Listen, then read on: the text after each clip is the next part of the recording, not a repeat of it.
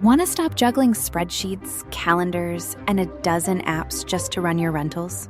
Lodgify makes it easy. It's an all-in-one toolkit for hosts. Build a direct booking website, automate guest messaging, and keep all your channels in sync. Running your rental business your way has never been simpler. And for Good Morning Hospitality listeners, you can get 20% off any yearly plan with code GMH20. Just check the link in the show notes to get started today.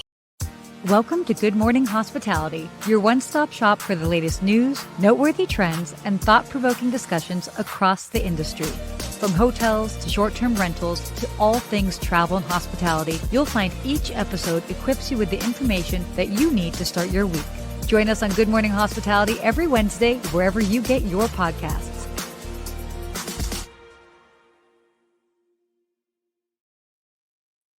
Hello. Good morning, Sarah. Good to see you. Happy Wednesday. Wait, where are you coming from, Sarah? This does not look like your home studio. Where are you at? Are you at a hotel? I'm not at a hotel, but pretty close. I am on another Cunard sailing on the Queen Elizabeth. For those of that have been tuning in for a while, you may have remembered I was on the Queen Elizabeth in Alaska about 2 months ago, and now I am on their maiden sailing for their maiden season into the Caribbean. So today I'm reporting live from Barbados. Ooh, very nice. So which do you like better? Do you like this cruise in the cold, or do you like it better in the Caribbean? Oh, that's a really good question. It's kind of tough to say. I do prefer warmer climates. And I have to say, the excursions that we've done here have been so fun. We got to go snorkeling. We got to go explore Old San Juan. Yesterday, we got to explore these waterfalls and these gardens. And as a bonus, I'm on this with my mother. So that's been very cool. Very cool. I like it. I've never done a cold weather cruise, but I always do the Caribbean coming out of Miami. So I may have to check that out. Well, I like it. Listen, I highly. You inspired me to travel. I think I told you. I booked a last-minute trip. I was sitting on my couch on Saturday. I said, you know what? I have no plans for the next day. I booked a trip to Charleston, South Carolina the next morning and went. And so wait, that's how you did it? Yeah. I didn't realize you booked it the day before. That night before, yeah. You're I got living inspired. On the edge over here. I went. I was like, I'm going. Found some good places to stay that were using points, right? We talked about using points last show. Use some points. Always love it. Made it work. And I got to stay at the Emmeline in the historic area of Charleston and got to walk around. My first trip to Charleston, South Carolina, and really enjoyed it. And I'll have a real-time recap story. But can I give you a funny story before we start? Yeah, I would love a funny story. I don't know how funny. I'm not a comedian. But so anyway, it's a haunted city, right? And that's Halloween time. So everyone has everything kind of set up for that. I had a dinner a little bit late night with my cousin, and the bartender's like, hey, if you want to check out a haunted street, go check out Philadelphia Street. It's right by the cemetery. I was like, yeah, I'm going to go. So I get out. My cousin's like, I'm going to leave. So I start strolling, and I start realizing I'm the only one on the streets with those gas flickering flames on all the lanterns around there. Yeah. Chilly at night, very breezy. And I get to this street. I saw something, Sarah, and I started sprinting down the streets of Charleston. Wait, stop. I saw some kind of Civil War apparition show up on this creepy street by the graveyard. No, you did not. Did you see that much, or did you just see some weird movement? I could have swore it looked right at me, and I took off running. So that's my story for Charleston. So if you've been to Charleston, if you've seen something like this, let me know, because it's supposed to be one of the most haunted cities in the entire country, and I might be a believer. The hair's up on my arm right now. So everyone tuning in, Steve is scared of the dark. Yeah. Which, by the way, I would have done the exact same thing. By myself, I'm like, what are you doing down here, man? What are you doing? Get out of here. I would have done the exact same thing. That's crazy.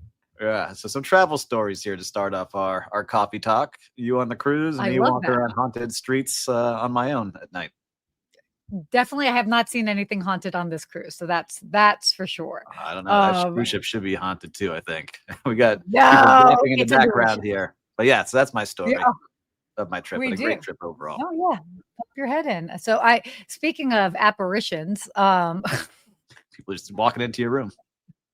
I have an apparition that just popped in. Just say a quick hello. Oh my gosh, look at this. Hi. Look at They that. don't look related at all. Good morning. Good to see you. Not anyway. There you How go. are you enjoying the cruise? This is phenomenal. We're really enjoying the experience. Super luxurious. Every port is something different and exciting adventures. So we all want to know, is Sarah a good travel partner or is she high maintenance? This is what everyone wants to know live. She's great. She has her stuff together. Wow. I would say, actually most of like, if it's not a work trip and it's like I'm very chill, but if it's a work trip and it's a tight schedule, we run a tight ship. Exactly. I like it. Okay. I like that you're on the trip. I like that you're celebrating this together. It's got to be a lot of fun. Yeah, it's fun. It is great. We haven't been on a trip together in a few years. Yeah. So this is kind of nice. This is really a treat. Yeah. We haven't strangled each other yet. All right. I want to see a new social media channel of the two of you. So it's mom and daughter travel. Oh, yeah. Ooh, okay. You ready? Sure. Oh my gosh. That'll be a lot of travel fun. Adventures with daughter. Oh, there we go. Oh my gosh. Got a future star here. Let's go. Yes, exactly. Exactly. Okay. Anyway, definitely, I'll keep you posted. Well, thank you for joining. We're going to continue on our topics here. I will. Bye. Segue out. Everyone say bye. Good to see you. Hi. I feel she couldn't come in the room and not say hello. Oh, we love having her on the show. She's awesome. All right. She's going to do a first TV segment with me later today. So that'll be fun. Anyway. I love it. Well, we got Christelle saying good morning, Sarah and Steve. Beautiful weather in Palm Beach this morning. Love Charleston. And Sarah and Mom are twins. They are. Their hair is just parted a different way. I noticed it right away. They're the twins. And Paul. Oh, that's funny. Our hair is parted a different way. Yeah. Need to add haunted houses. Good morning. Category. Listen, I think it's good for this this city, especially. People were traveling just looking for it. I was. So I love that. Well, you found it. We found it. All right. Well, we got a lot of shows. We got a lot to cover today, and you're got a live TV segment, and I have to go to the Independent Lodging Conference right after this here in Miami. So let's do all it. the things. You want to kick us off? All right, great. Well, why don't we go ahead and talk about sure. Our first topic here, Mandarin Oriental goes private in a $4.2 billion deal. So this was so basically Jardine Matheson is to acquire the remaining 11.96%, basically 12% of Mandarin Oriental, and delist it from the Singapore exchange. So this is kind of a big deal because it's a shift towards an asset light model, really focused on management contracts and branded residences. And I mean, sorry, you chime in. Their growth is huge. The growth is going to be gigantic. And I have a special place for Mandarin Oriental because I worked for them for 2 years, and then they became a client of mine last year here in Miami before they shut down. And had my last networking event at that hotel. And so for me, it holds a special place in my heart. And there was always wondering, like, man, why can't they just take a bigger market share? And there was always these changes happening. And so finally they have a new CEO that's come in that has a different kind of background, more from the high-end fashion and luxury, and kind of bringing that mindset into the brand. And they are really seeing growth, right? They are going to be growing significantly. They want to have, I think they said, up to 80 hotels in the next decade. And right now there's only a handful that are left in the US, but now they're really making a big push. And this is my favorite brand that I've worked for. And I think as a guest, if you stay in them, you really feel that. And I think, it's fantastic. A couple of these brands have come in, and I think that it has a nice place because it's a mix of, to me, like a Four Seasons and Nobu is kind of how I explain it. And Nobu was trying to come in and take it, but they're not as high end as my feeling on Nobu, but they have a good vibe. But Mandarin just holds a special place. So they really are going to make a big impact, and they're building the new residence and hotel here. That's going to be spectacular. And I love this because I first of all, I mean, it is a fantastic brand. It's something I've stayed in multiple Mandarin Orientals, very familiar, no concierge in a good number of them, and can absolutely speak to the fact that their service is top notch. I love that they are looking to be doing this sort of brand refresh. So this new visual identity, they'll also have a mobile app, loyalty updates. So I think that that's that will play a really big part into their growth over the next decade. And it's great. I mean, I think anytime, a big brand that has become so iconic and has such a strong brand identity, brands always need a little bit of a tweaking and a shift as time goes on. And I think it's great. No, I love it. And this was actually the first place where I learned about wellness and spa and all these kind of things that they take such a big focus on. And so they do a great job. A lot of their hotels are one of the few that always have 5 stars at the hotel, at the spa, and their restaurant is usually like what they have. So it's amazing to see. So I'm really cheering on this brand. Come on, Mandarin Oriental. I want to see more and more of you and continue growing. Yeah, no, this will be great. So I love that we're able to kind of talk about this. So good for them. All right. You ready to head on to our next topic here? Let's do it. All right, cool. Do you want to lead this in? I'll lead this one in. So look, AWS, Amazon, it went down and they had a big glitch over, was it yesterday or this week? It's several of the things went down in travel. So they support 21 of the top 30 global airlines and major hotel brands like Hilton and Hyatt. And their tech stacks were all in shambles. I was staying at a hotel in Charleston. Everything was down and they were small brands. Whoa.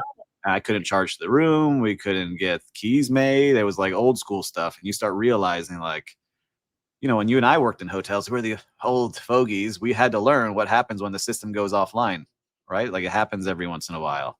And so for us, we were trained like, all right, you get the old school credit card machine that you swipe back and forth and you learn how to print out things to check people in. Yeah. But this really, right? This really shut down so many things, rental cars, hotels, OTAs, everybody down. So you realize what a big player they are in this. And so let's see what they do to kind of future-proof this and have this, but they're still adding up all of the financial loss. So I'm curious to see what the reports say when this all comes out. What do you think? You see it on the cruise world, or were they insulated on the cruise? I feel like it was pretty insulated. But I mean, just speaking on just, it just shows you how fragile the travel industry is, especially because of being so reliant on these different tech stacks. And it's like, I mean, this is huge. And it's interesting that you got to experience it firsthand.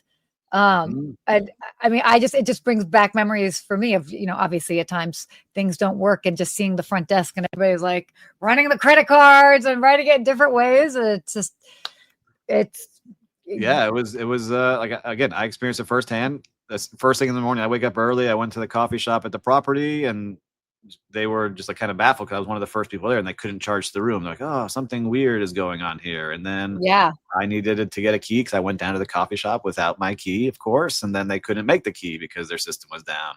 And then as the day went on, I started getting messages from our vacation rental team that the messages for the vacation rentals systems weren't connecting properly that we needed.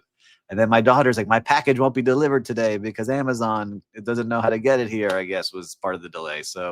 So many different things going on in the world that are connected to AWS, Amazon's, services that you don't realize until it actually goes down. Yeah. Like those Mission Impossible movies, right? The system's down, the internet's down, the whole world is collapsing. What do we do? Yeah, I mean, we sit here, we joke about it, but it's also like kind of scary when you think about it because so many things rely on it. No, it's true. Oof. And I don't know enough about the tech, but just in travel, it's interesting to see. So I hope they figure out what happened and we'll learn some more. Maybe we'll do a little quick touch on this next week. Totally. We should definitely do a follow-up on it. Well, switching gears a bit, I definitely would love to take the lead on this topic. Yeah, I don't know. Waymo.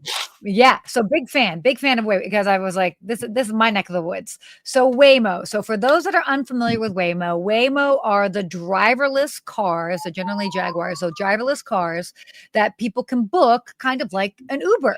And that is really what they've been designed to be, a competition for platforms like Uber and Lyft. They are driverless. Okay. They are available in San Francisco, Los Angeles, and Phoenix. So I highly recommend getting to try them there. But what's unique about what's going on is they are launching their business travel platform. And so this is like for employee transport, meetings, events, and their goal with it is to compete for Uber for business, Lyft business, offering basically a standalone platform. So you got your fire alarm going off, huh? Can you hear it? Yeah, live show, fire alarm. I'm like, bit. all right, perfect time. This is Little part bit. of the live show Little here. bit. But I It's all downloaded right. the app because I didn't know if it was available here or not. And so I downloaded Waymo, not available in Miami. But I do see every single day there's another company called Zoox, Zoox. Yes. And they have You have cars. that, right? They haven't launched yet, but I see them driving everywhere. And on a Sunday morning last week, I probably saw like 40 just like going around the area. Oh, you know, like you have crazy. a lot in your neighborhood. You have a lot in your. It was funny because I was there. Right? Yeah. Well, yes, definitely by there. But I was visiting a friend of mine, and she lives kind of like in your neck of the woods. And she was saying, she's like, I think that they're basically because they all have drivers in them for you, and they're basically surveilling the area in essence. Yeah. And she was like, no, we have a lot. And I'm like, okay, whatever. And I remember seeing 112 in one block. And I'm like, what is going on? Sunday morning, like you go out, there's only their cars all over the place. But I see Lou's watching and he says, fire alarm, run for your life. Lou, I'd die for this show, Lou. I'm just gonna be right. Oh my gosh. Oh my gosh.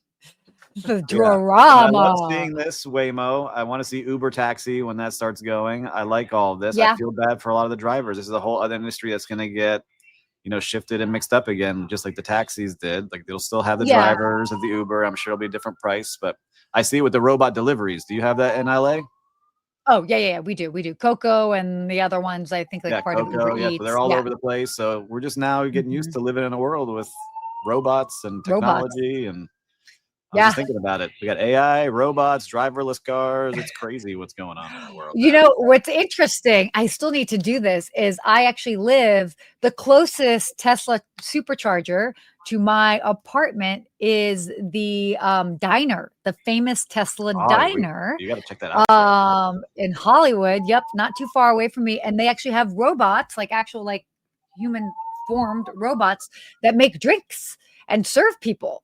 So I still have yet to do it, but while, I mean, again, yes, we are living in this world that I'll be at an intersection and it's like, I've got a Waymo, we've got a Coco, and then there's a lot of I really think that before our time is done on this planet, Sarah, we will get to go to travel to the moon. And because I was reading, I'm going sidetracked here now with Elon Musk. That's why he's building the robots. He has the rockets. He has the solar chargers. So he could put all of the robots, solar chargers, and rockets and get to these places, and they can do stuff before the humans get there. Anyhow, that's what I was listening to him talk about, which was cool to hear. I mean, we'll see what ends up happening. I was reading completely different, but that by the end of our lifetime, people will fall in love with robots. Just saying. All right, I'm being told to mute my alarm. I'm muting it. Don't worry. Oh, mute your alarm. On to the next story. You got us. All right. Okay, perfect. So why don't we come on here? Okay, so this is going to be interesting. We are talking about World Cup here. Hold on. Here we go. So the World Cup host cities have raised hotel taxes ahead of the tournament. I mean, that they're going to be, do you guys have any World Cup games in Miami? Because we do in Los Angeles. Yeah, we have 7 games here. So it was a big win for our city. Okay. We celebrated big here. Mm-hmm.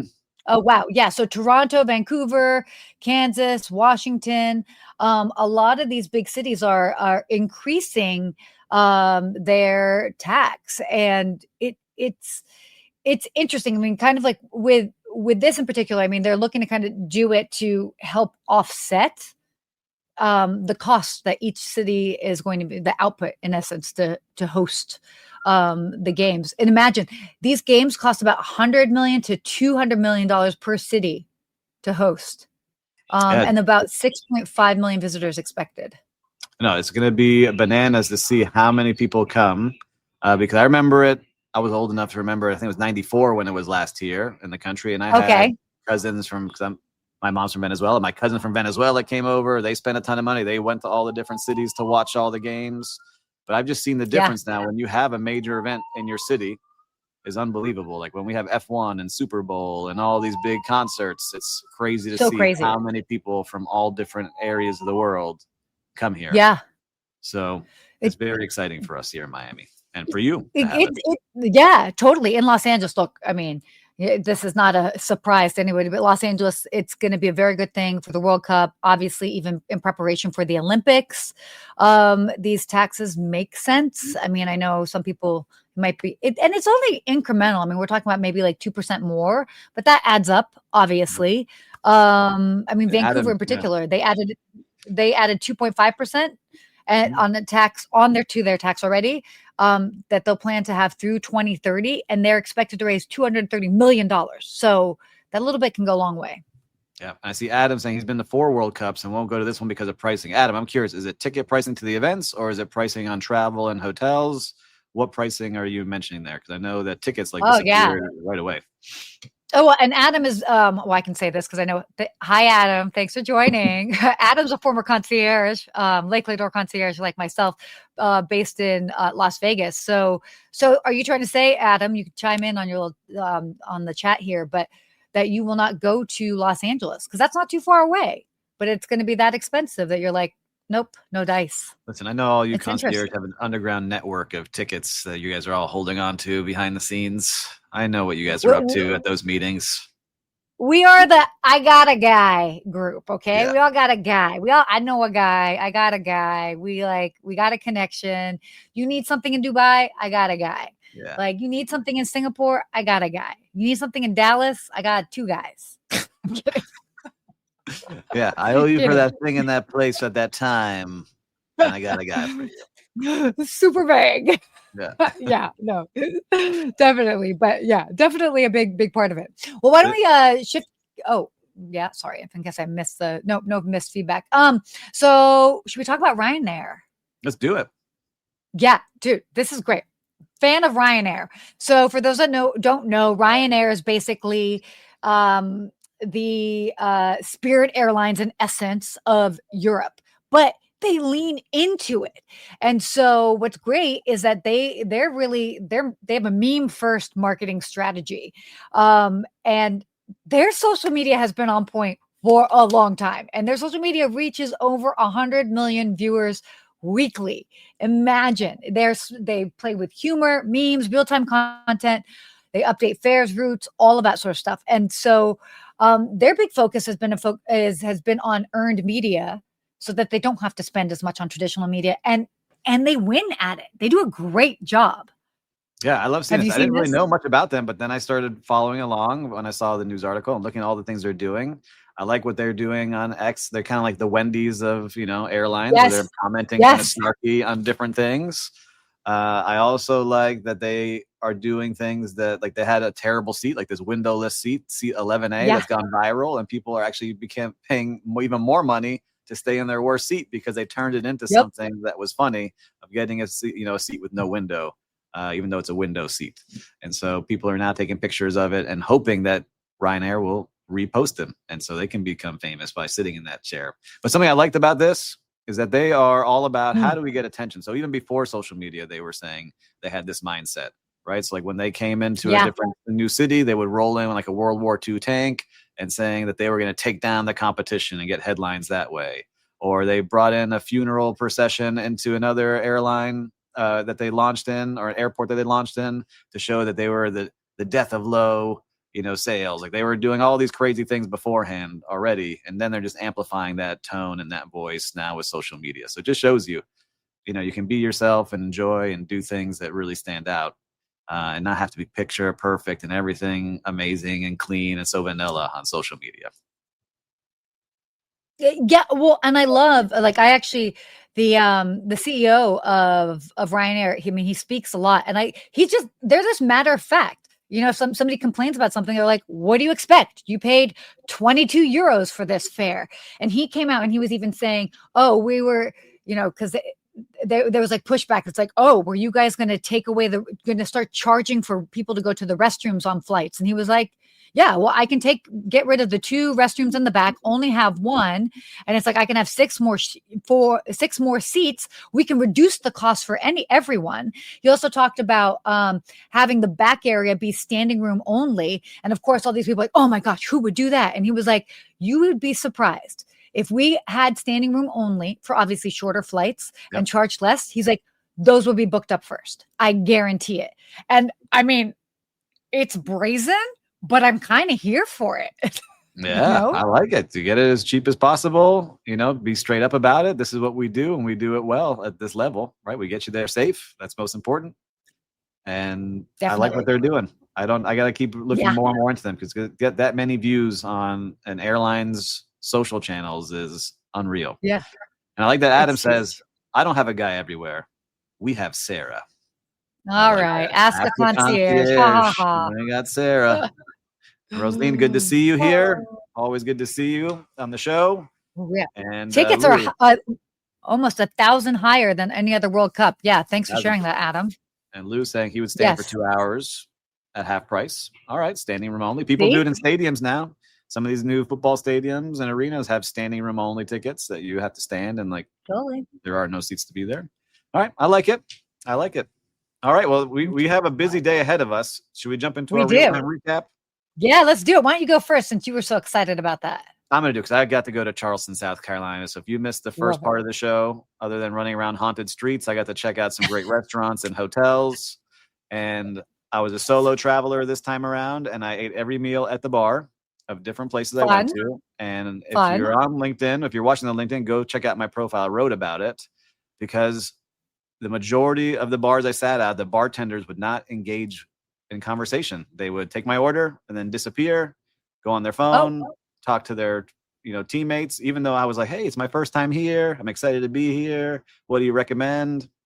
Only one place, Hank's Seafood, which was right by the hotel. I gave them a big shout out because they did an amazing job.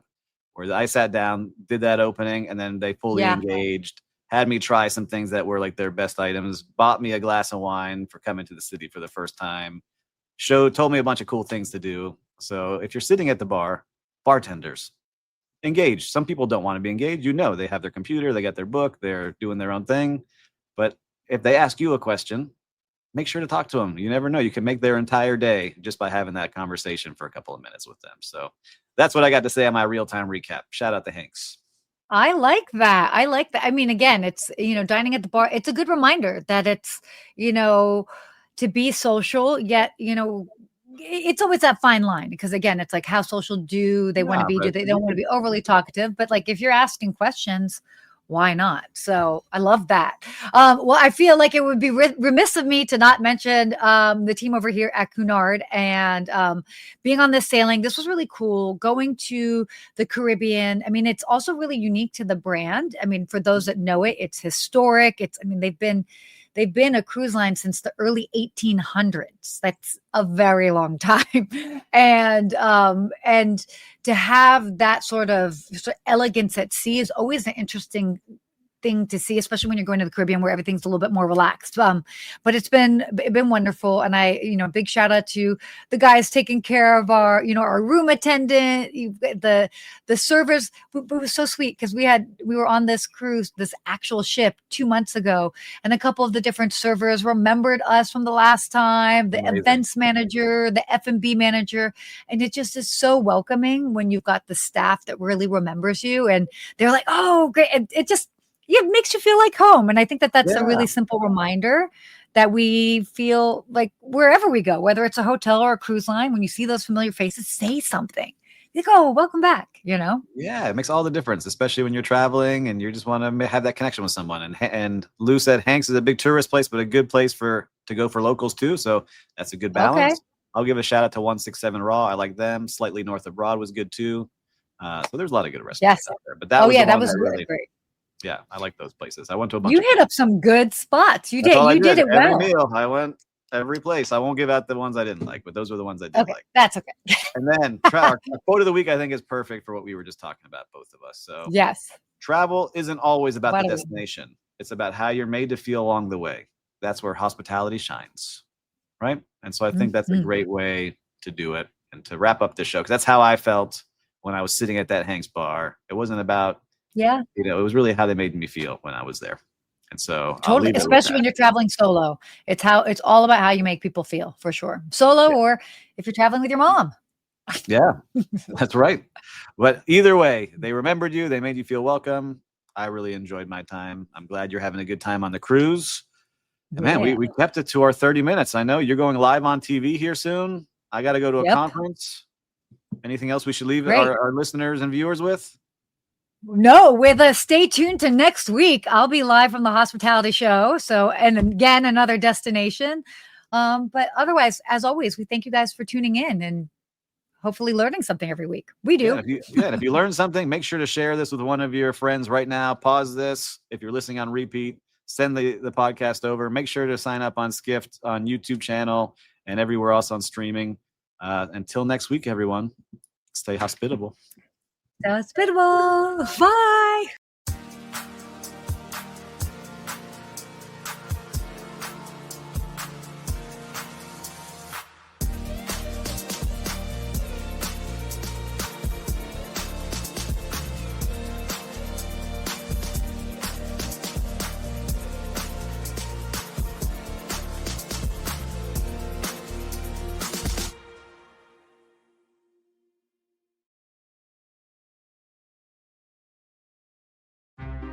Want to stop juggling spreadsheets, calendars, and a dozen apps just to run your rentals? Logify makes it easy. It's an all-in-one toolkit for hosts. Build a direct booking website, automate guest messaging, and keep all your channels in sync. Running your rental business your way has never been simpler. And for Good Morning Hospitality listeners, you can get 20% off any yearly plan with code GMH20. Just check the link in the show notes to get started today.